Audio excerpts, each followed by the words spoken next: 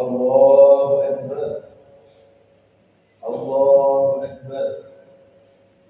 Allahu Akbar. Allahu Akbar. Allahu Akbar. Allahu Akbar. Allahu Akbar. Allahu Akbar. Allahu Akbar. Allahu Akbar kabira. Alhamdulillah kabira. Wa subhanallahi bukratan wa asila. La ilaha illallah wahdahu.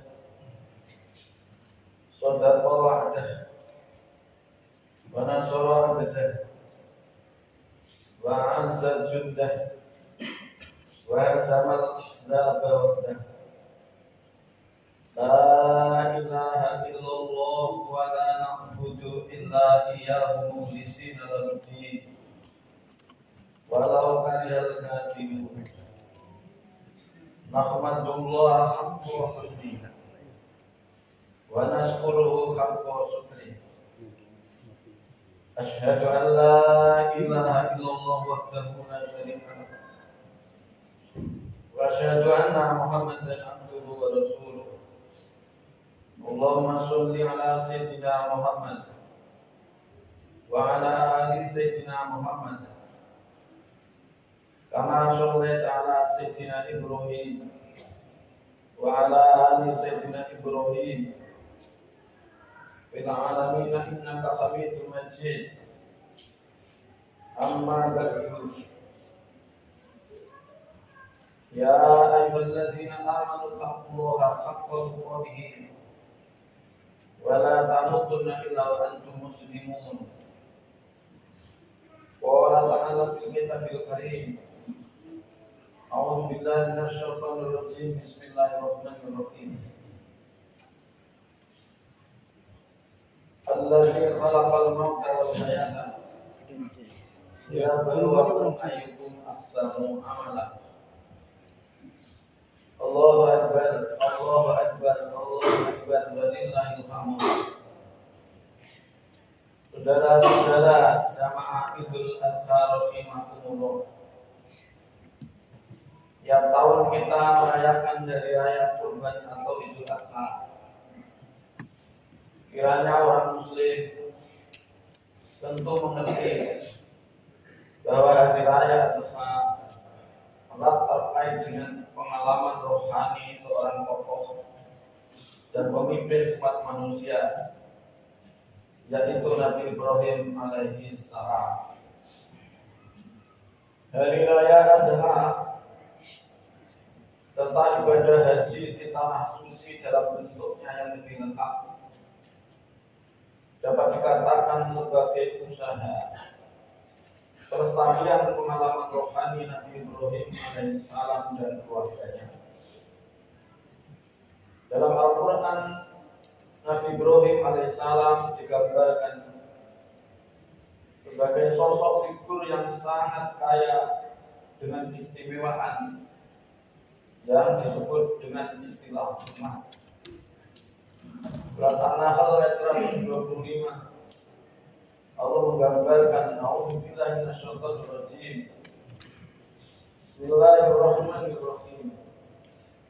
Inna Ibrahim kana ummatan qanitan lillahi hanifan wa lam yakun minal musyrikin syakiran li an'amihi ijtabahu wa hadahu ila siratin mustaqim. Sungguh Ibrahim itu adalah seorang imam yang dapat dijadikan teladan karena patuh kepada Allah dan sangat hanif, dan dia bukanlah termasuk orang yang musyrik yang mempersekutukan Allah. Dia menyukuri nikmat-nikmatnya, lantas Allah telah memilihnya dan menunjukinya ke jalan yang lurus. Saudara-saudara, ayat tersebut mengisyaratkan bahwa sifat-sifat terpuji beliau sedemikian banyak sehingga tidak bisa dipandang kecuali umat yakni orang banyak. Panjang dan rinci ceritanya sudah uraian tentang beliau dan ayahnya. Tentang anak-anak beliau yang bisa ditemukan baik dalam Al-Quran atau juga di perjanjian lama maupun perjanjian baru. Hanya karena terbatasnya ruang dan waktu pada khutbah ini, kami hanya memotret sebagian kecil saja dari sifat kesabaran, ketabahan dan kepasrahan Nabi Ibrahim alaihissalam dengan tema ujian itu pakaian hidup, maka meladani kehidupan Ibrahim alaihissalam. Menurut hemat saya, tema ini menjadi penting mengingat mewabahnya penyakit rohani berupa krisis eksistensi atau meaningless, kehilangan makna hidup menurut kacamata psikologi. Allahu Akbar, Allahu Akbar, Allahu Akbar, walillahil hamd. Saudara-saudara jamaah Ibnu Azhar rahimahumullah. Jean Paul Sartre, seorang filosof Prancis yang hidup dari 1905 1980, mengilustrasikan situasi krisis kehampaan spiritual sebagai berikut. Ketika pesta perkawinan itu sudah siap menerima sepasang pengantin, ketika bunga, hiasan dan benda-benda untuk meja terpasang, sudah dengan santapan multi-menu, multi-selera, tersaji rapi dan terhias indah, tiba-tiba datang berita duka bahwa pengantin putra kecelakaan di jalan tol dan meninggal karena mobilnya dihempas tatkala konvoi mobil pengantin ini bergerak beriring-iringan menuju rumah pesta. John P. Sartre bertanya, lalu apa yang akan terjadi dalam pesta perkawinan itu? Itulah pertanyaan Jean Paul Sartre ketika berusaha memaparkan kenyataan sejati manusia yang disebut sebagai situasi hampa, sunyi, senyap, kering, kerontang, tanpa arti. Tatkala badai kedukaan itu datang menimpa manusia, manusia sering kehilangan eksistensinya dan meaningless, kehilangan arti dan makna hidupnya.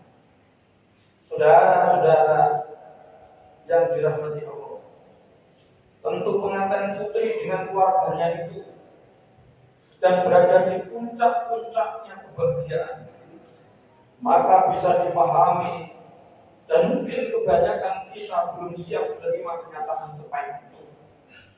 Bahkan dalam waktu sekejap saja orang bisa menjadi stres, bahkan bisa bunuh diri, seperti cerita seorang anak muda yang baru bertunangan pergi merantau ke negeri orang untuk mencari mas kawin dan kain baju pernikahan.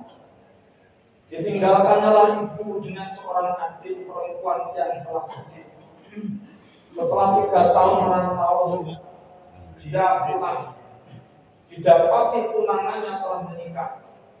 Ibunya pun berpulang ke Allah, dan adiknya menjadi depresi, stres dan gila lantaran gadisnya dirujuk paksa oleh pemuda tanggung di kampungnya. Betapa dahsyatnya ujian itu sehingga dia merasa bahwa harta benda yang dicarinya tidak lagi berguna baginya. Kemudian dia duduk di tepi pantai meratapi nasibnya. Akhirnya dilempatkanlah peti yang berisi cincin kain dan persiapan pernikahan ke dalam air laut. Setelah itu ia kembali merantau. hingga tak pulang-pulang lagi. Ternyata ia mati bunuh diri setelah sampai di negeri orang. Nauzubillahi min dzalik. Saudara-saudara, alangkah berat ujiannya itu, alangkah dahsyatnya goncangan itu, membuat akal budi seorang tak lagi berfungsi secara sehat. Inilah contoh pemuda yang mengalami krisis eksistensi dan kehilangan makna hidup, maka menghabisi diri dengan bunuh diri. Allahu Akbar, Allahu Akbar, Allahu Akbar, walillahil hamd. Saudara-saudara jamaah Idul Adha yang dirahmati Allah, cerita yang hampir mirip sama juga dihadapi oleh seorang ibu lanjut usia. Putus asa karena penyakit yang diidapnya tak kunjung sembuh. Ya akhirnya lumpuh. Kelumpuhannya membuat jagat kamensennya goncang. Akal sehatnya tak mampu lagi mencerna musibah kehilangan fungsi kaki yang amat dibutuhkan untuk hidupnya. Kini sang ibu bukan saja ibu, sang ibu bukan saja tubuh kakinya yang lumpuh, tetapi nuraninya juga lumpuh bungkam karena dia menggugat Tuhan dan tak akan mau lagi percayakan kebaikan Tuhan. Yang merasa dikhianati oleh Tuhan. Tuhan tidak lagi mendengarkan saya, kata dia.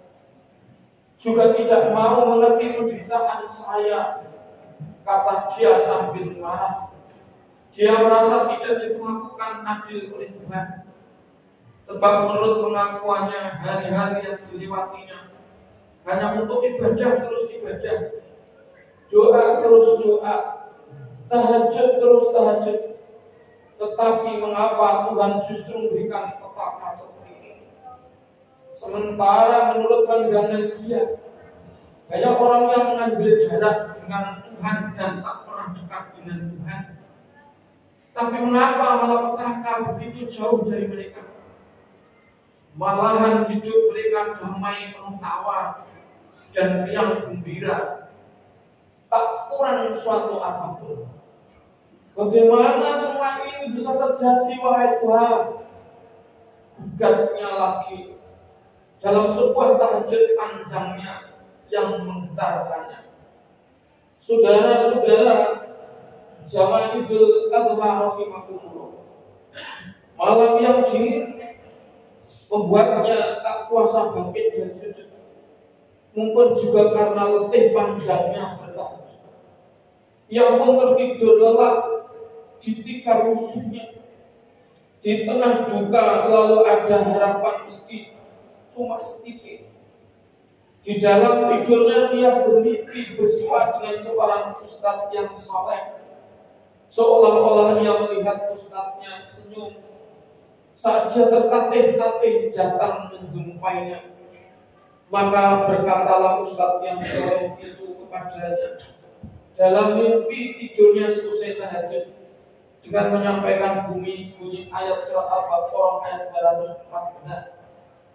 Am hasibtum an tadkhulul jannata wa lamma ya'tikum mathalul ladzina khalau min qablikum massatumul ba'sa wad dharra'u wa zulzilu hatta yaqula ar-rasulu wal ladzina amanu ma'ah mata nasrullah ala inna nasrallahi qarib. Apakah kamu mengira bahwa kamu akan masuk surga padahal kamu belum didatangi cobaan sebagaimana halnya orang-orang terdahulu sebelum kamu?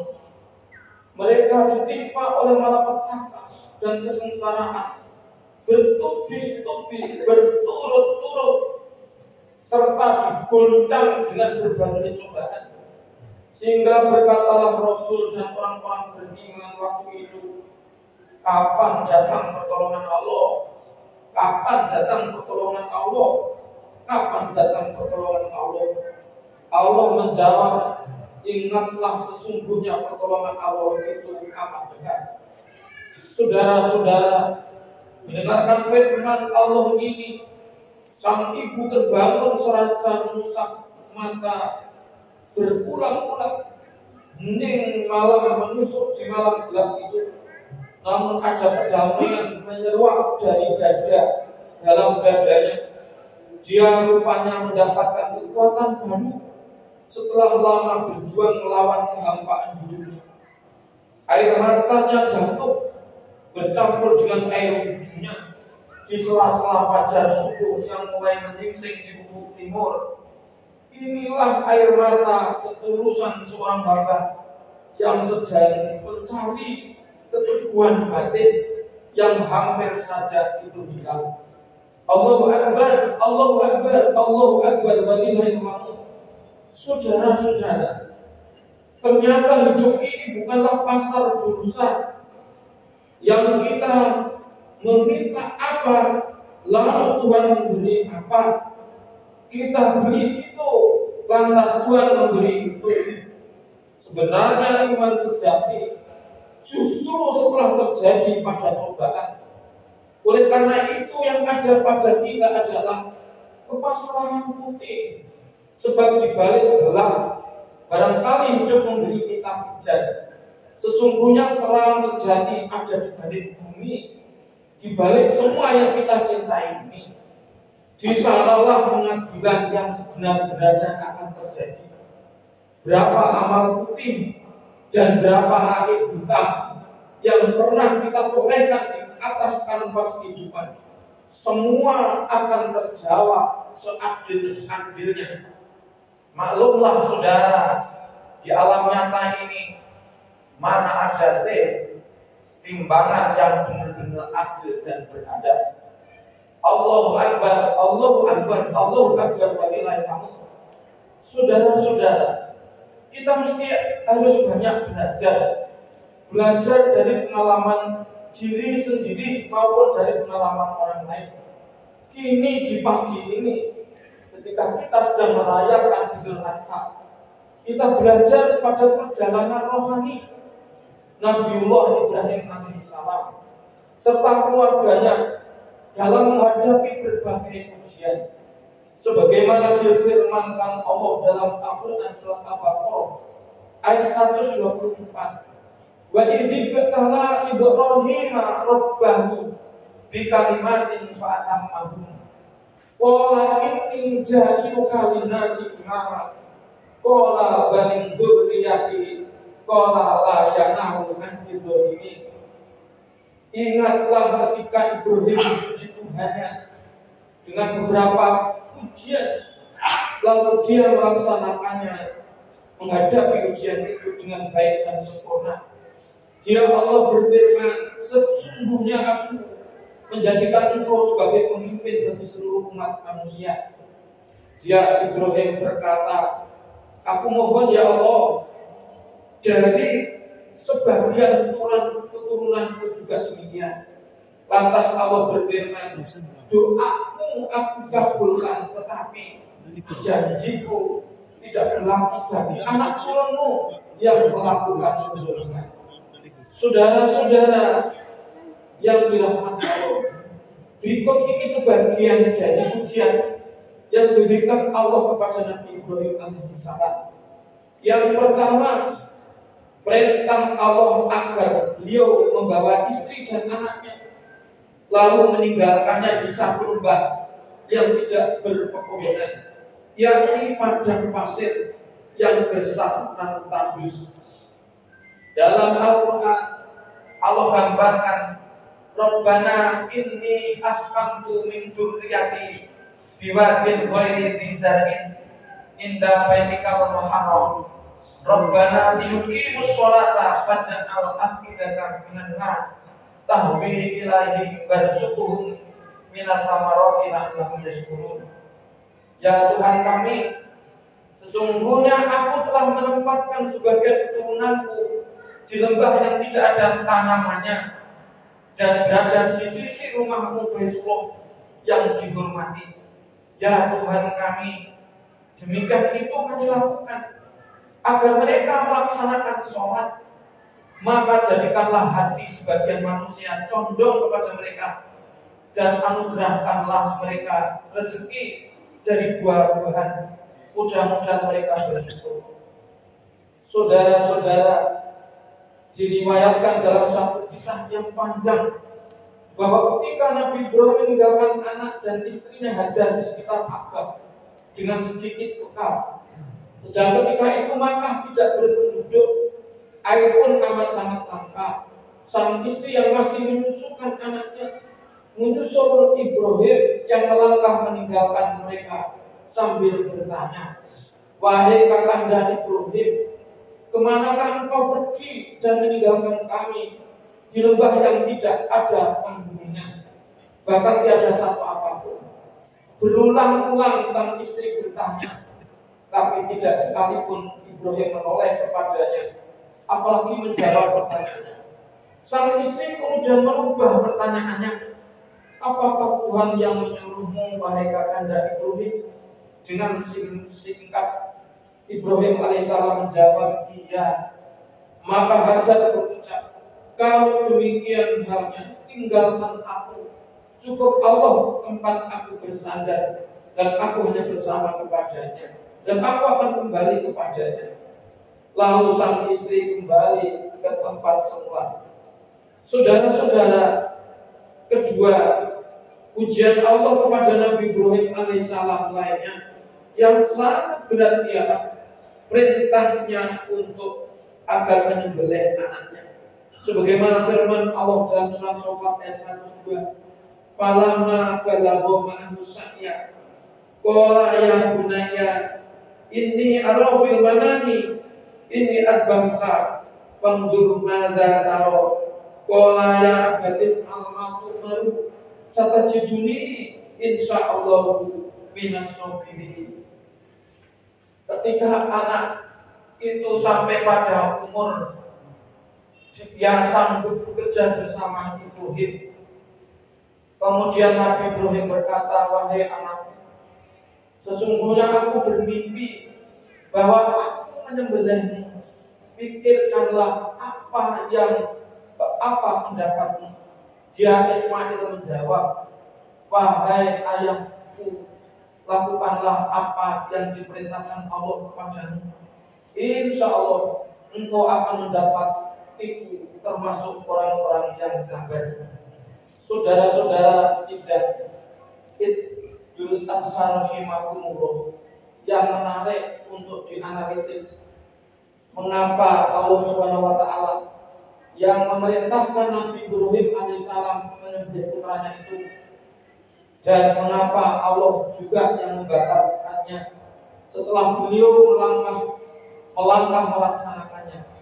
Jawabnya adalah tidak ada sesuatu yang mahal jika untuk dipersembahkan kepada Allah, jika dia memintanya. Nabi Ibrahim alaihissalam diuji, apakah ia bersedia mengorbankan anak kesayangannya jika Allah memerintahkannya. Ternyata beliau lulus dalam ujian, maka Allah membatalkan ujian itu, kendati pisau itu telah menyentuh leher Ismail alaihissalam. Pembatalan itu dilakukan di samping menunjukkan bahwa tidak ada yang mahal jika Allah memerintahkan, dan juga membuktikan bahwa Allah sayang kepada manusia, bahwa tidak dibenarkan dengan alasan apapun manusia dijadikan korban. Prinsip ini diajarkan oleh Allah melalui Nabi Ibrahim alaihissalam. Ketidakmutaman pisau mengucurkan darah Nabi Ismail alaihissalam juga menunjukkan kuasa Allah Subhanahu wa taala, dan bahwa alat bukanlah sesuatu yang berperanan utama dalam mengakibatkan sesuatu yang lain. Ini serupa dengan ujian yang ketiga yang dialami oleh Nabi Ibrahim alaihissalam. Ketika sang penguasa masa beliau Namrud menyalakan api dan yang sangat dahsyat untuk membakar beliau Ibrahim, kendati Nabi Ibrahim alaihissalam telah dilempar ke tengah amukan api, namun beliau tidak terbakar, bahkan keluar dari kobaran api dengan segar bukan. Allahu Akbar, Allahu Akbar, Allahu Akbar, walillahil hamd. Saudara-saudara, memang kita sadar, bahkan ilmuwan menyatakan bahwa api menyebabkan kebakaran. Tetapi ilmuwan melanjutkan juga bahwa apa yang diduga dalam pandangan awal sebagai sebab tidak pasti dialah yang merupakan sebab utama dari satu peristiwa. Apa yang dinamai hukum sebab akibat tidak lain kecuali ikhtisar dari pukul rata pasti tidak. Setiap saat kita melihat api membakar, memang pisau tajam memotong, memang, dan lain-lain. Tetapi bukanlah api atau pisau itu yang penyebab hakikinya. Penyebab hakikinya adalah satu kekuatan yang oleh orang beriman seperti kita menambahkan kekuatan Allah yang tak terduga. Bahasa fisika dan aljabarnya adalah 10 dibagi 10 dapat 1. 1/100 sama dengan 1/10. 1/1000 sama dengan 100. 1/1000 sama dengan 1/100. Nah, 1/hingga sama dengan 0. Apapun masalah yang kita alami, entah sakit, entah ekonomi, entah istri suami yang belum sesuai dengan harapan, itu semua limit terbatas, kanker terbatas, semuanya terbatas. Jika dibagi yang tidak terbatas, maka hasilnya 0. Seberapapun banyak masalah yang sedang melilit kita, menimpa kita, maka jika dikembalikan kepada Allah dan jika pasrahkan kepada Allah, maka masalah itu akan hancur, hilang dengan sendirinya. Karena segala sesuatu yang limit dibagi yang tidak terbatas, semua akhirnya 0. Itulah teori yang bisa digunakan untuk menceritakan mengapa api tidak membakar Ibrahim, mengapa pisau tidak memotong leher Ismail. Tidak ada lain kecuali jika segala sesuatu yang menghendaki yang tidak terhingga, maka sesuatu itu menjadi tidak ada yang tidak bisa diselesaikan.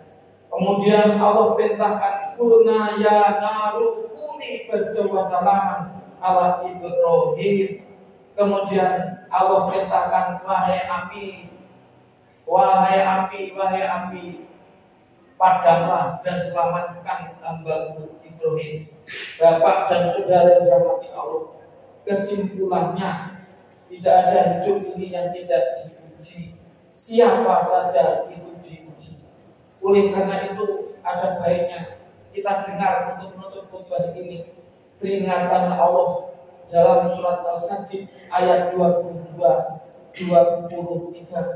Ma asoba min musibatin fil ardi wala fi anfusikum illa fi kitabin min qabli an nabra'aha inna dzalika 'alallahi yasir.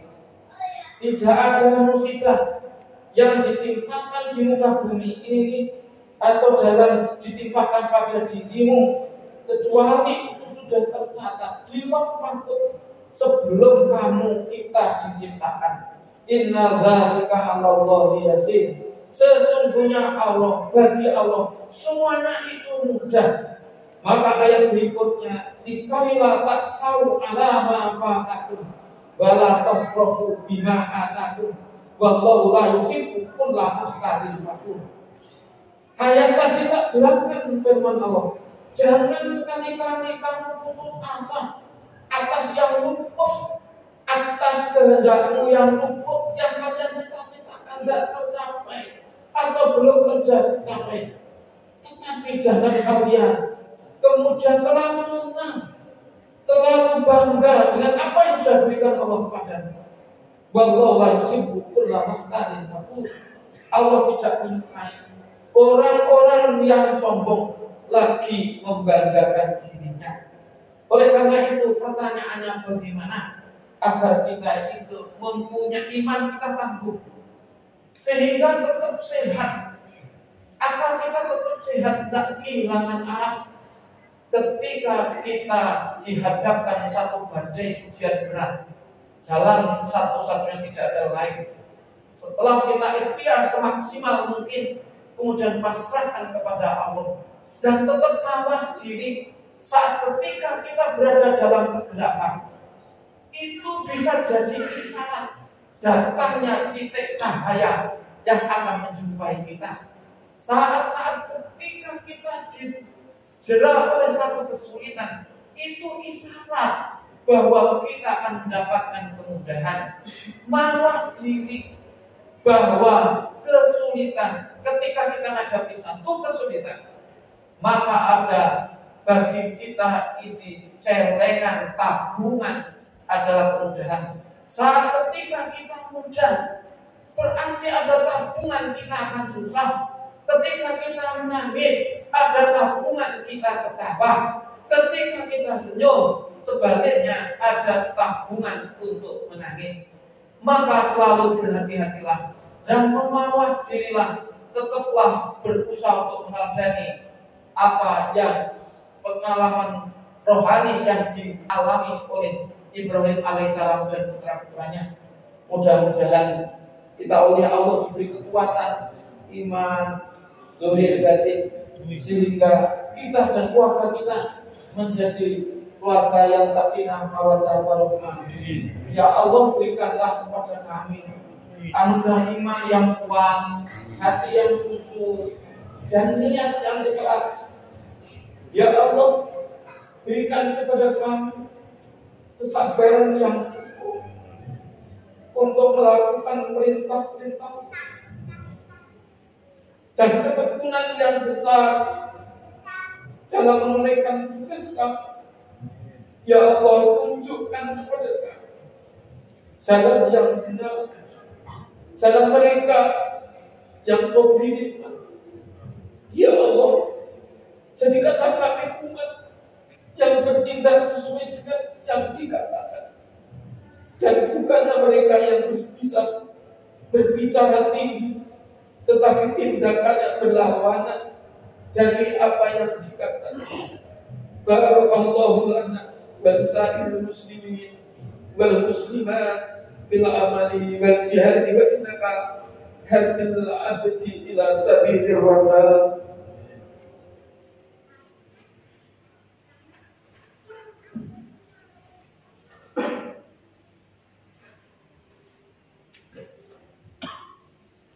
Allahu Akbar, Allahu Akbar, Allahu Akbar, Allahu Akbar, Allahu Akbar, Allahu Akbar, Allahu Akbar, Allahu Akbar kabira, walhamdulillahi katsira, wa subhanallahi bukratan wa asila, la ilaha illallah wallahu akbar, Allahu Akbar walillahil hamd. Alhamdulillahilladzi amarna an nusliha ma yusatan binaili ridha wa sa'adah wa naquma bil wajibati fi ibadati wa taqwa. Wa asyhadu an la ilaha illallah wahdahu la syarika lah wa asyhadu anna Muhammadan abduhu wa rasuluh. Allahumma shalli wa sallim wa barik ala sayyidina Muhammad wa ala alihi wa ashabihi wa sallim wa sallama tasliman katsira. Amma ba'du, fa ya ayyuhan nas ittaqullaha haqqa tuqatih wa la tamutunna illa wa antum muslimun. Allahumma shalli ala sayyidina Muhammad wa ala ali sayyidina Muhammad warḍa'na ma'ahu bi rahmatika ya arhamar rahimin. Allahumma ighfir lil mu'minina wal mu'minat wal muslimina wal muslimat al ahya'i minhum wal amwat wa innaka qaribun mujibud da'awati wa qaddan hajat. Allahumma tufa annal bala wal waba wal jalala wal mihana wa su'a fitnana ma zahara wa ma batan an baladina Indonesia khassa wa sa'ir al-budaya muslimin amin ya rabbal alamin. Rabbana zalamna anfusana wa in lam taghfir lana wa tarhamna lanakunanna minal khasirin. Rabbana atina fid dunya hasanah wa fil akhirati hasanah wa qina adzabannar. Ibadallah, innallaha ya'muru bil adli wal ihsani wa ita'i dzil qurba wa yanha 'anil fahsya'i wal munkar wal baghi ya'idukum la'allakum tadhakkarun. Wallahi anjing yadkurkum washkura ni'ami yazidkum. Allahu akbar, Allahu akbar, Allahu akbar.